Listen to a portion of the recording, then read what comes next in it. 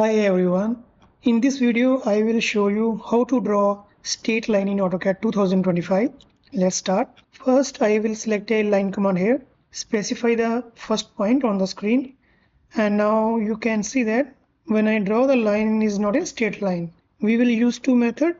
First one is by ortho mode on and second one is with distance and angle. Let's start with ortho. Come here on the status bar and click the ortho button on. If this ortho button is not showing in your AutoCAD 2025, we have to click here on three lines and click here ortho mode on. If I will untick this one, it will go on from the status bar. If I will tick, it will show here. Any line you will draw, it will be a straight line with the ortho mode. Second option is select a line here, specify the point here. Now here we have to give an angle and distance of the line. Type @ give the distance of the line. I will give 2 meters, then press tab and give the angle 0. 0 angle is a straight line.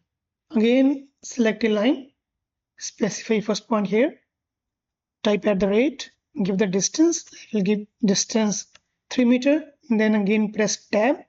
This time I want to make the line 90, so you have to make the angle 90. The line will be the straight line.